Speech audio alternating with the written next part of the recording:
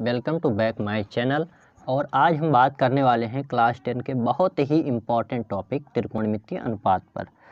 बहुत से बच्चों को त्रिकोणमिति नहीं समझ में आती है, तो ये आधार बैच है। क्या है? आधार बैच। अगर जो आप इसे समझ जाते हैं, इसका आधार क्या है, आप समझ जाते हैं कि त्रिकोणमिति का आधार क्या है, तो आपको त्रिकोणमिति समझ में आ जाएगी। तो सबसे पहले त्रिकोणमितीय अनुपात को सीखने से पहले हमें समकोण त्रिभुज की ओर बढ़ना होगा। तो चलिए यहाँ पर एक समकोण त्रिभुज हम ड्रा कर लेते हैं, उसके माध्यम से मैं आपको त्रिकोणमितीय अनुपात को बहुत ही आसान तरीके से बता दूंगा और गारंटी लेता हूँ कि पक्का ये आपको समझ में आ जाएगा। तो यहाँ पर आप समकोण त्रिभुज से परिचित हैं। यदि परिचित नहीं है तो परिचय आपका करा देते हैं कि ऐसा त्रिभुज ठीक है, जिसका एक कोण क्या हो, 90 अंश का हो। एक कोण क्या हो, 90 अंश का हो, उसे क्या बोलते हैं? समकोण त्रिभुज बोलते हैं। और 90 अंश के जो सामने वाली भुजा होती है, यह 90 अंश है, इसके सामने वाली भुजा ये है, ठीक है। तो इसे हम बोलते हैं कर्ण। क्या बोलते हैं? कर्ण बोलते हैं। ये भुजा क्या है? हमारी कर्ण है, ठीक है। समझ में आ गया। और नीचे देखिए, नीचे जो है ये आपका हो जाता है आधार। किस पट्टी का है? ये आधार पट्टी का है, ठीक है। जैसे आप देखते होंगे जो दीवार बनाई जाती है वो किस पट्टी की होती है? नींव पर।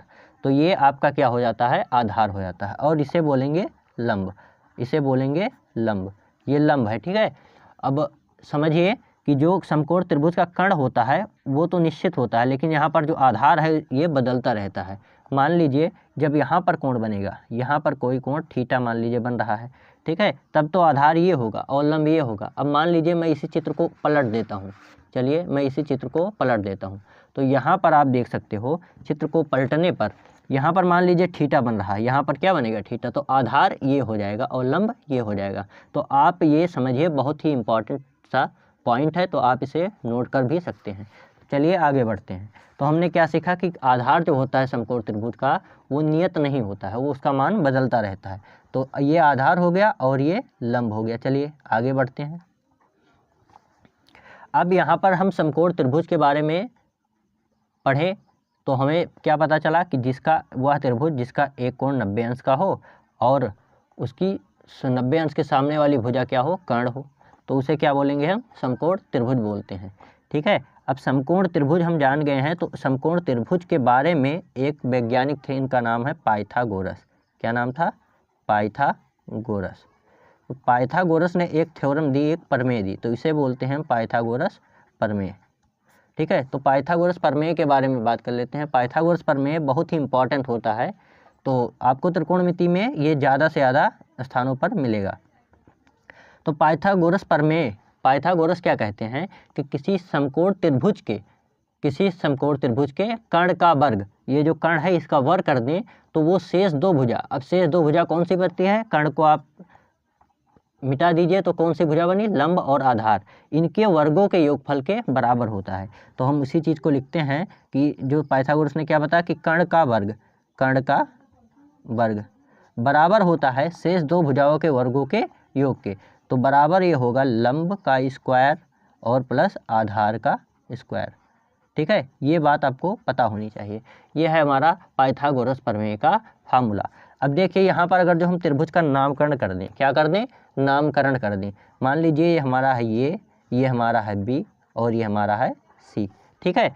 अब नामकरण कर देते हैं, उसके आधार पर कर्ण का मान रखेंगे। तो कर्ण हमारा क्या है? ए सी या ए बी है, या बी ए बोल सकते हो आप। तो चलिए हम इसे ए बी बोलते हैं। तो ए बी का स्क्वायर किसके बराबर होगा? लंब, मतलब बी सी का स्क्वायर और प्लस आधार क्या है? ए सी।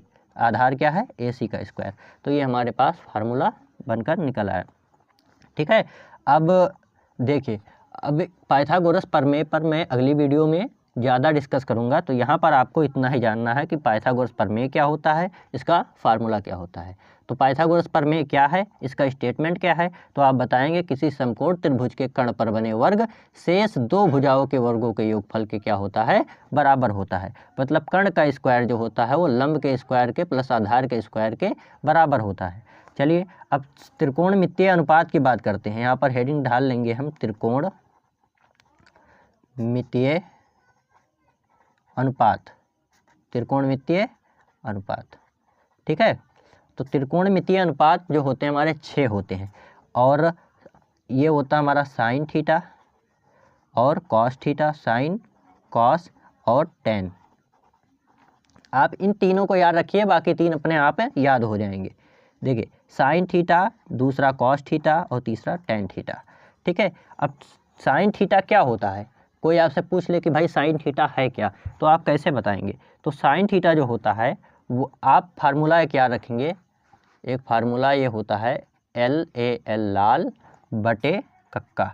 मैं जानता हूँ कि आपको कोचिंग में या स्कूल में ये फार्मूला बताया गया होगा और ये बहुत ही इम्पॉर्टेंट है। ठीक है, ये जो होता है हमारा L बटे के, ये होता है साइन का मान और ये होता है कॉस का मान और ये होता है टेंजेंट का मान। ठीक है, या टेन का मान, यहाँ पर लिख देते टेन। ठीक है, तो आई होप कि आपको समझ में आ रहा होगा। चलिए, अब जो हमारा साइन थीटा होता है वो लंब किसी समकोण त्रिभुज में लंब और कर्ण के अनुपात के बराबर होता है। साइन थीटा, मान लीजिए यहाँ पर कोई थीटा कोण बन रहा है तो ये लंब और कर्ण के अनुपात के बराबर होगा। ठीक है, तो यहाँ पर लिख लेते हैं लंब बटे कर्ण। क्या होता है? साइन थीटा का अनुपात लंब बटे कर्ण होता है। ठीक है, अब कॉस थीटा देखते हैं तो कॉस थीटा यहाँ पर क्या होता है? कॉस थीटा हमारा आधार बटे कर्ण होता है। लाल बटा कक्का से देखिए आधार बटे कर्ण, मतलब किसी समकोण त्रिभुज में यदि हम थीटा यहाँ पर मान लीजिए बन रहा है, अब इसका हम कॉस थीटा निकालते हैं तो हमारा क्या होगा? आधार और कर्ण का अनुपात होगा, आधार और कर्ण का अनुपात। तो यहाँ पर लिख लेते हैं कि कॉस थीटा हमारा जो होता है वो आधार और बटे में क्या होता है? कर्ण होता है। ठीक है, इतना बात समझ में आ गया होगा आपको। अब चलिए टेन की बात करते हैं। तो टेन जो होता है वो लंब और आधार का अनुपात होता है। किसका? लंब बट्टे क्या होता है? आधार। टेन थीटा का अनुपात जो होता है वो लंब बटे आधार होता है। ठीक है, तो इतना बात आप समझ में आ गया होगा आपको। अब आगे कैसे याद होगा ये आप देखिए, बहुत ही आसान सा ट्रिक है। देखिए आपको ये याद रखना होगा कि साइन थीटा का जो उल्टा होता है वो होता है कॉसेक थीटा। क्या होता है? Cosec theta. चौथा, फिर पांचवा देखिए, अब कॉस का जो उल्टा होगा वो सेक होगा। क्या होगा? सेक थीटा होगा। ठीक है, इस वीडियो में मैं त्रिकोणमितीय का अनुपातों का केवल परिचय कराऊंगा आपसे। ठीक है, और जो हमारा टेन होता है, टेन का उल्टा होता है कॉट, ये याद रखिएगा आप। तो साइन थीटा का उल्टा क्या होता है? कॉसेक थीटा होता है। कॉस थीटा का उल्टा क्या होता है? सेक थीटा होता है। और टेन थीटा का उल्टा क्या होता है? कॉट थीटा होता है। चलिए अब देखिए, मैंने क्या कहा कि साइन थीटा का उल्टा होगा कॉसेक थीटा, तो मतलब कॉसेक का मान, यदि साइन का मान लंब बटे कर्ण है तो ये इसका उल्टा होता है कॉसेक साइन का, तो इसका मान क्या आएगा? दिमाग लगाइए, साइन थीटा यदि लंब बटे कर्ण होता है तो हम जानते हैं कि कॉसेक इसका उल्टा होता है, तो इसका अनुपात जो आएगा वो आएगा कर्ण बटे लंब। वेरी गुड, कर्ण बटे लंब। ठीक है, आपको इतनी बात समझ में आगे होगी। अब जानते हैं कि कॉस किसका उल्टा होता है या सेक किसका उल्टा होता है? कॉस का उल्टा होता है। अब कॉस का अनुपात क्या है? आधार बटे कर्ण, तो हमारा सेक का अनुपात क्या आ जाएगा? कर्ण बटे आधार। क्या आ जाएगा? कर्ण बटे आधार। ठीक है, तो इसे आप लोग नोट कीजिए।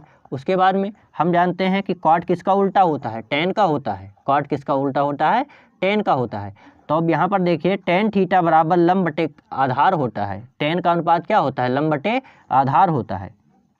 तो हमारा कॉट का मान क्या हो जाएगा? आधार बटे लंब। ठीक है, आधार बटे लंब, इनका ये उल्टा होता है। ठीक है, इनका क्या होता है? उल्टा होता है। अब इस पे फार्मूला होता है, वो भी मैं आपको लिखा देता हूँ।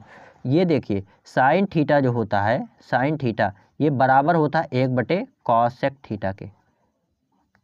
मतलब साइन थीटा व्युत्क्रम होगा, 1 बटे का मतलब हो गया ऊपर बटे लेते हैं तो इसका मतलब व्युत्क्रम। क्या होता है? व्युत्क्रम। तो साइन थीटा जो होता है वो कॉसेक थीटा का क्या होता है? व्युत्क्रम होता है। ठीक है, उसके बाद में कॉस थीटा हम देखते हैं। क्या देखते हैं? Cos theta. तो कॉस थीटा किसका व्युत्क्रम होता है? ये होता है 1/sec। ठीक है, 1/sec थीटा का। तो कॉस थीटा क्या होता है? 1/sec theta. ठीक है, उसके बाद में अब हम देखेंगे टेन थीटा। क्या देखेंगे? Tan theta. तो टेन थीटा जो होता है ये आपका होता है 1/cot, 1/cot। ठीक है, तो आई होप कि आपको समझ में आया होगा। चलिए एक बार फिर से रिवीजन मान लेते हैं। तो त्रिकोणमितीय अनुपात का हमने परिचय कराया आपसे। सबसे पहले समकोण त्रिभुज के बारे में बताया। समकोण त्रिभुज क्या है? जिसकी एक भुजा कितनी हो? 90 अंश की हो। उसकी एक भुजा कितनी हो? 90 अंश की, उसे बोलेंगे समकोण त्रिभुज। और ये भुजा कर्ण होती है, ये लंब होती है, आधार मैंने बताया आधार निश्चित नहीं होता है। ये इस थीटा के लिए आधार ये है। यहाँ पर मान लीजिए थीटा बनेगा तो आधार ये हो जाएगा, लंब ये हो जाएगा। उसके बारे में अब आगे हम देखिए, हमने आपको परिचय कराया पाइथागोरस प्रमेय की। किसकी परिचय कराया? पाइथागोरस प्रमेय। तो पाइथागोरस प्रमेय का स्टेटमेंट क्या था कि कर्ण का स्क्वायर बराबर होता है लंब के स्क्वायर प्लस आधार के स्क्वायर के। ठीक है, अब यहाँ पर हमने मान रख दिया और देखिए इन मानों को यहाँ पर रख दिया तो हमारे पास आ गया ए बी का स्क्वायर बराबर हो गया बी सी का स्क्वायर प्लस ए सी का स्क्वायर के। अब त्रिकोणमितीय अनुपातों के बारे में हम यहाँ पर चर्चा करें हैं। त्रिकोणमितीय अनुपातों के बारे में हम यहाँ पर चर्चा करें हैं तो हमारे पास क्या आया है? त्रिकोणमितीय अनुपात क्या होते हैं? ये 6 अनुपात होते हैं। कितने होते हैं? 6 अनुपात। एक आप साइन कॉस टेन, केवल 3 को याद कीजिए बस, आपको और 3 याद हो जाएगा। Sine cos tan. अब देखिए साइन थीटा का जो अनुपात होता है वो लंब बटे कर्ण होता है। हम जानते हैं कि कॉसेक थीटा इसका उल्टा होता है। ठीक है, तो कॉसेक थीटा का अनुपात क्या हो जाएगा? इसका उल्टा मतलब कर्ण बटे लंब। ठीक है, कॉस थीटा का अनुपात आधार बटे कर्ण, तो सेक इसका उल्टा होता है तो यहाँ पर कर्ण बटे आधार। ठीक है, फिर उसके बाद में देखिए टेन थीटा लंब बटे आधार होता है। अब कॉट थीटा क्या हो जाएगा? इसका उल्टा हो जाएगा टेन का, तो मतलब आधार बटे लंब। ठीक है, वही फार्मूला मैंने यहाँ पर रिवीजन कराया है। तो आई होप कि आपको समझ में आया होगा। ये त्रिकोणमितीय अनुपात का फर्स्ट क्लास था। तो आप लोग ज़्यादा से ज़्यादा इस वीडियो को शेयर करें और इसे 1 से 2 बार अगर जो आप देखें तो आपको बहुत अच्छे से समझ में आ जाएगा, क्योंकि अभ्यास से विद्या बढ़ती है। ठीक है, अभ्यास से विद्या बढ़ती है। जितना आप अभ्यास करोगे उतना ही आप विद्या पाओगे। तो मिलते हैं अगले वीडियो में। उसके और आगे के लिए धन्यवाद।